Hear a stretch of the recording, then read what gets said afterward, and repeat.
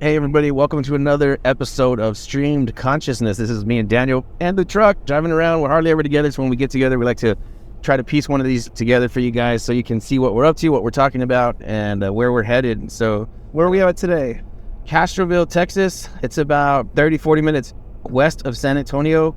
It was a little corn town, farm town, just a couple years ago, and now it's getting really, really nice. You get some major car dealerships, Walmart. I mean, you have a lot of things that, a very small town wouldn't have. So this town is blossoming nicely. Neighborhoods are going up, a bunch of beautiful farms out here, people taking care of the land. It's not over-industrialized. You don't have neighborhoods going up everywhere, destroying farms. So it's a perfect balance of what happens when a small town merges with a big town. So this is Castroville right outside San Antonio, Texas. One thing I like about this property is we talked to the seller. We got to get a contract over the weekend when I was here, which I hardly ever do that when I'm working virtually because I'm from California. But it's kind of cool getting to talk to the seller. We saw the Airbnb. We're getting a house with this property, so free real estate. You can't get free houses anywhere other niche that I know of. So it's kind of cool getting free real estate, free houses. Talk to the seller. This will be a good deal whenever we get it. Whenever it's completed, hopefully we'll do another record-breaking time on this one, and knock this deal at the park. Yeah, I think this is probably one of the most beautiful properties we're working on right now. Like I said, I really like this area, so it really makes me happy to be in this business because I love flipping houses. I've been in construction since I was a kid. I was 12 years old, so I've done a lot of remodeling in my day. I mean, I probably remodeled more than 100 homes. And I really love it. Custom homes, lots of big houses, Dominion, a lot of the upper scale areas here in San Antonio. And I've been in a lot of nice homes. I've done a lot of nice custom work inside of homes myself. So I love the business, not really knocking it. But when I'm out here and surrounded by, 2,500 acres, 1,000 acres, 100 acres, it just makes you see a part of Texas that that normal people don't get to see. It's the hustle and bustle of the city. It's being in the office. It's heading straight home, kids to bed, boom, do it all again the next day. But being out here in the country, there's farmers out here, ranchers, there's a little bit slower paced life, but people have bigger squares of property, Yep. And I live in a pretty nice neighborhood, but you still only get a third of an acre, maybe, quarter acre. So if you're out here in the country, it's everybody has 10 or 20 or 50 or 100 acres. So if you got into a situation where you needed to borrow some money, you could just borrow against your 1,000 acres, right? So it's not very big. It's not a very big, significant piece of your wealth or of your land, and that's where they live. So these people are well connected. They're wealthy, awesome, genuine people, God-fearing. They're just really, really a beautiful area to be in, surrounded by amazing people out here in the country, and nobody's even paying attention to it. It's impossible to get shiny object syndrome because there is no object. You're just driving by and you see the hundreds of acres, thousands of acres, and it just looks majestic. You're this is amazing.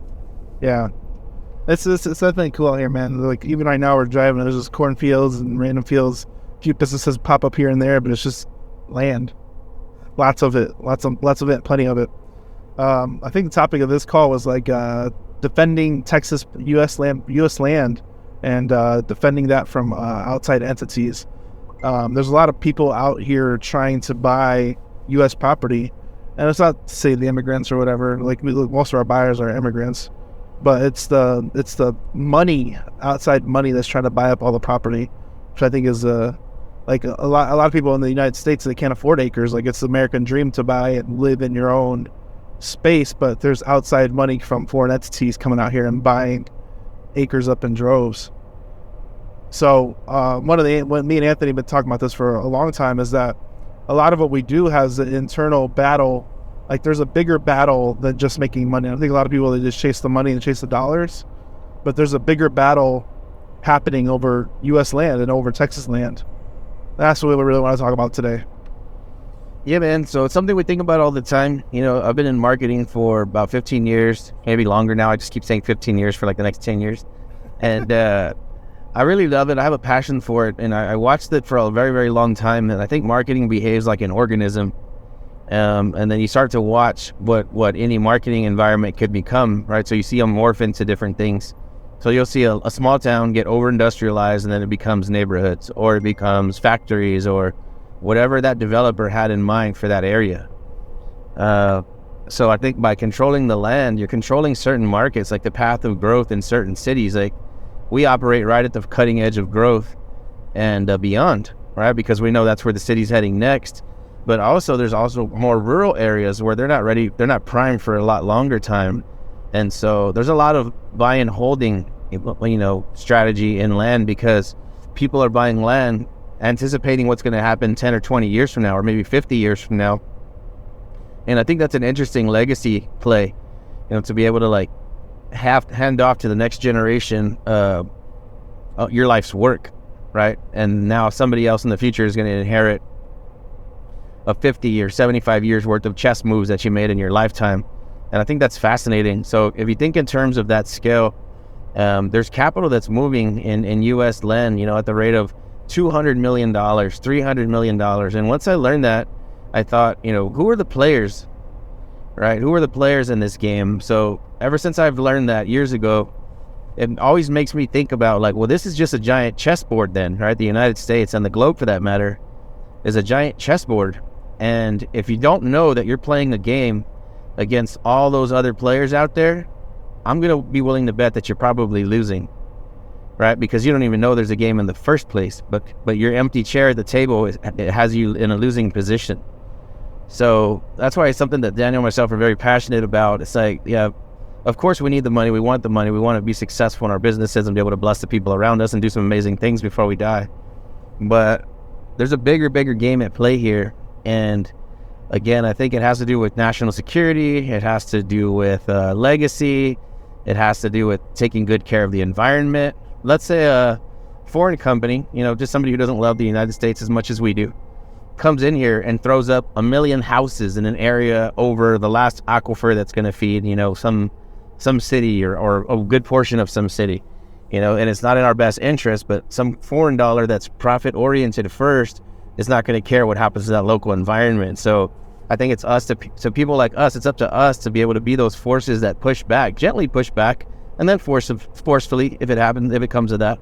But if we can just play smart chess, make smart moves, and defend the land how we see fit, to protect not only the local environment, but the local community and the growth and also future generations, then it's time for us to stop pretending that the game is not happening. At least once you become aware of it, now you can choose to sit out, and cower down and not do anything about it, or you can just get in the game. And that's what Daniel and myself are pushing everybody to do every single day, is just get in the game.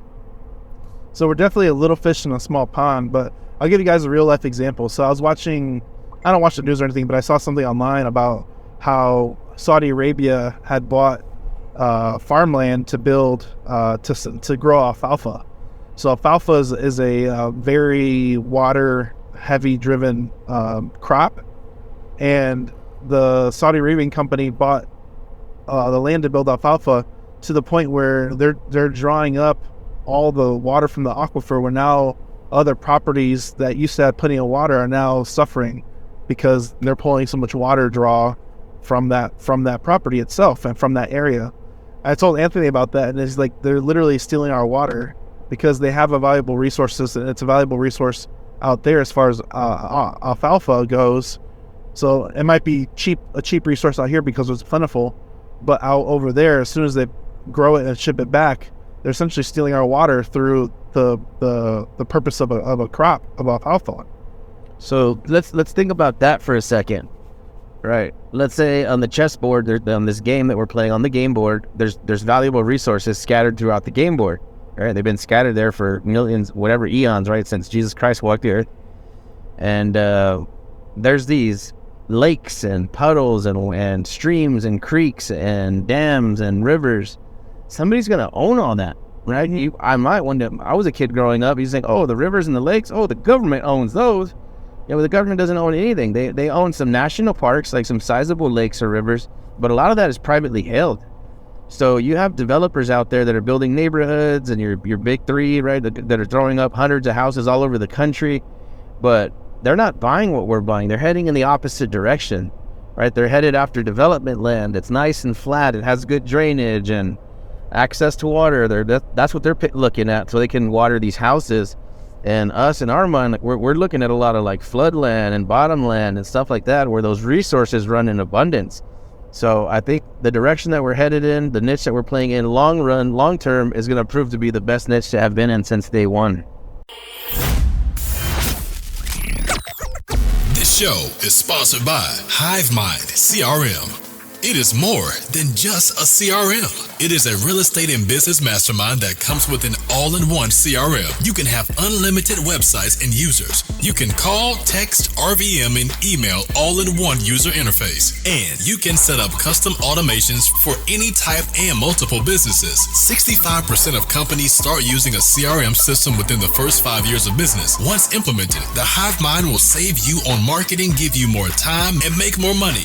One of our users had his first $100,000 month using our system in June. We want to see you automate and accelerate your business. Text us at 210-972-1842 for future meetings, and of course to get our $1 course on how to make more than 6 figures on one land deal. You can schedule your free demo today at hivemindcrm.io. Yeah, there's a lot of cool things like that, but it really opens your eyes to other possibilities, and this is where like it's different level, like the joke, different levels to this. It's literally a different level that like we didn't even see at first when we got into the land space. It's just one of those things that as we've been in it longer and longer, we're seeing different opportunity to the point where the Castroville property we just came from, they're doing hay. They have a hay lease on it, and they're taking hay from that, and that produces a certain amount of bales of hay per year as long as it's not a drought. And this is where like drought really affects the economy in a lot of different ways that I didn't even notice as well. Like I learned a lot about hay bales and price per bale and how many acres you can take, and if it's a rainy season, you're gonna get a lot more hay. Like I learned a lot just talking to this seller. But this is information that's been passed down to all these ranchers, like generation to generation. They just know. So like there's other ways to profit off the land than just building on it, and that's the only way developers look at it. So, and this is like the ranchers know multiple ways to do it, and we're learning more and more about that as we progress down this rabbit hole of large farm and ranch. Okay, yeah, so here, let me blow your mind real quick. So you got the one you talked about, foreign company comes in, buys up all the water, right? Effectively is what they're doing, is buying up all the water in that area, so much so that it's straining people's homes, right? And then they have this valuable resource they can ship back home and sell for any price they want, because obviously the water doesn't run in abundance over there, right? So they're stealing the water, marking up the property. So it's like they're benefiting off of this one particular strategy. And again, that's where an organism comes in and doesn't care about the remainder of the organism, something that's going to lead to something detrimental. I went and looked at a 2,500 acre tract this past weekend with Michael Suarez and Krista. Shout out to them. They're going to freaking destroy it. We have this broker was telling us that he knows of another property over by Lubbock that's $80 million, and the guy's doing like cotton and I don't know what else over there. But the guy's willing to sell it for $80 million. You have a company coming in to pick it up with $80 million in cash. So that tells me that there's some serious capital out there that's coming in the U.S. land at a very high rate. So it just makes me wonder, for one, where does that cash come from? Who are the players in the game? And if there is a game that big to be played, why aren't we playing? That's what I think about. It's like, why aren't we playing in? Yeah. But this is the point where we get in that game. You definitely have to like have bigger thinking, and I think we progress and grown. And this is like the whole thing of us as investors, us personally, we've grown at every stage to the point we are now, and I hope we continue to grow. But a lot of other investors and business people, they just stay in that one spot and they can stay content, and they find a good niche and they think that's the best they can do. But stay curious, man. Stay curious out there. Keep learning, keep educating, keep delving down and learning and getting the information you need, because there's always another deeper level that you're not seeing. There's a deeper level that can be monetized. There's a deeper level that might pay more money. It's easier in some spaces, but there might be a deeper level that you might have to put up road signs like we did today. Hey man, I'm down with breaking a sweat. I love it. Yeah, I'm moving somewhere. If I'm at the gym, then let's go put up some signs. I was taking the holes, Andrew and myself, on that 1604 property. Yeah, I was out there digging holes. You know, I could let Andrew do it. I don't even have to show up. Give me that shovel. Yeah, I want to get a little bit of action. But I think it's that's one of those things where you gotta lead from the front. And like today, we're hammering some nails. We forgot the drill. We got screws, but we forgot the drill. So now we're hammering nails, putting up signs. I'm out of town driving, and I'm here putting up signs. Stop going your road trip to go fix up a ranch real quick. Yeah, we're here putting in work. So I think it takes a lot of effort to do big things, and this is where like you can't do it by yourself. You're just not gonna do it. There's so much work and effort and resources involved that you're just not gonna do it. It's too hard. Yeah, definitely lots of moving parts. I would say, guys, get in the game as soon as you can, learn everything you can, and lock elbows with anybody. If it's not with us, lock elbows with somebody. Find somebody that you love and trust, and go get it. Yeah. There's a bigger game at play here. The game might not be available forever. The game may not be available forever. Ooh, let's talk about that. That's a good point. The game may not be available here forever. I think the Texas game is going to be here for a very long time. I think if we focus just on Texas, then we'd be here for a long time. But this is the point where like there's a lot of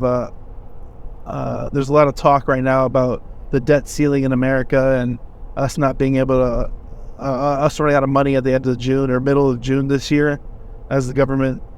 This episode will probably come out right around that time. I don't know what's going to happen. This is still middle of May, but the government might run out of money. And there's a lot of efforts going on to devalue the U.S. dollar now, especially the war in Ukraine, China, Iran, Saudi Arabia. They're all joining forces against the United States dollar. So what are you going to do? What are you going to do? You have to think about opportunity elsewhere, and this is where I told my wife this before too. Is this like there might come a point where we have to leave the U.S. Not that I want to happen and want to live it somewhere else. It's just it's a realization that things may not be the same forever, and if you think that way, I think it's dumb thinking. But definitely be ready to adapt and change if need be, and it requires it. Yeah, I'm thinking too, like, maybe the country doesn't collapse or go into turmoil, but even if, like, I guess other bigger players are coming in and buying everything, how long before no longer makes sense to compete with them? If they bought all the best properties and a radius around every major U.S. city, for 100 miles or 200 miles, how do you compete with that, right? So I feel like there's kind of a race to that. Is where if we can buy rings around every major U.S. city, then we dominate. We own now. We own the most valuable resources, and let's include the farms and ranches that serve those communities as well, because that's the backbone of the whole infrastructure. It's like if you go to H-E-B or you go to Walmart to get groceries, what do you do when there's no eggs on the shelf or no milk on the shelf? There's no cheese on the shelf. There's no beef on the shelf, no ham. When all that farming stops, everything stops. So we need, like I said, there's not a lot of time to move. I mean, even if it's a 10 or 20 or 30 year curve, there's no time to waste. It's time to move. Every today is the best day to start working and making a difference and making a change, 100%. But one thing I really want to change too is like I think a lot of the U.S. land and real estate is all held by individuals. I think entities are becoming more powerful, getting back funds and all that stuff, but I think like even the stock market, there's like $3 trillion of managed capital by hedge fund managers that are managed into the stock market. They're not even self-managed. So I think there's a lot of same real estate. There's a lot of individual owners and individuals that own a lot of this asset and asset capital. And this is where like I think this is a big advantage about Al Nicoletti talks about the silver tsunami and the boomers retiring and passing away, and that next generation taking that control. I think there's about to wave to happen in every sector, including businesses, land, ranches. I mean, every ranch owner we talk to is mostly over in their 60s or 70s. Every single one. Older, yeah. Every single one. Have you talked to a ranch owner that's under 50? Nope. One guy, I think he was in his 30s, but he owned something far next North Texas that was like 2,000 an acre. It was a massive property, but that guy was an anomaly. Yeah, every single hundreds or if not thousands of people I've talked to, yeah, these are senior citizens. They're senior citizens, man. Yeah. And even the agents that represent these sellers, they're all senior citizens too. Yeah. Some of them old boys and old agents, they've been in the game forever, and they're really good guys. They know that land better than you ever thought you were going to. And they're sharp guys, they're razor sharp, and they're very wealthy. No, and that's the funny part. Like, the ranch game is all old, man. There's definitely a new wave, man, of opportunity for the land space as a whole, man. 100%. There's an opportunity if you're an investor, if you're an agent, if you're just dig down deep, and you're able to do some business for a long time. Mm-hmm. Man, it's such a cool niche. Like I said, we probably passed 10,000 acres in the last 20 minutes since we've been on this call. Yeah, it's plenty of opportunity. There was a tweet the other day that said that every strip mall, because he's a strip mall person, is like every strip mall is owned by somebody that you passed. And then I took it to a point even further than that. Like, every land that has a strip mall on it was owned by somebody before they put the strip mall on it. Mm-hmm. Somebody monetized everything you see built at some point over and over again. Every time. And this is where, like, real estate changes hands all the time. We had a call today with a apartment broker. He sold apartment. He sold the apartment for the previous owner 15 years. The new owner came in, remodeled it for 2, and now it's changing hands again. He's ready to sell and exit. So think about this. Apartments change hands all the time.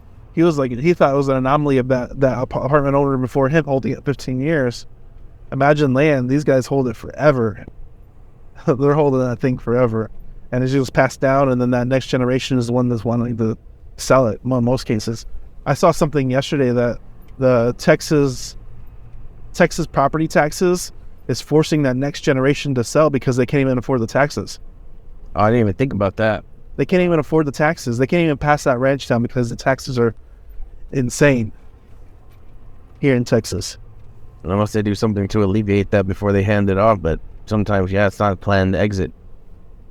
So, plenty of opportunity here. Plenty of opportunity happening in the near future. There's a lot of land to be had. There's a lot of protection we do.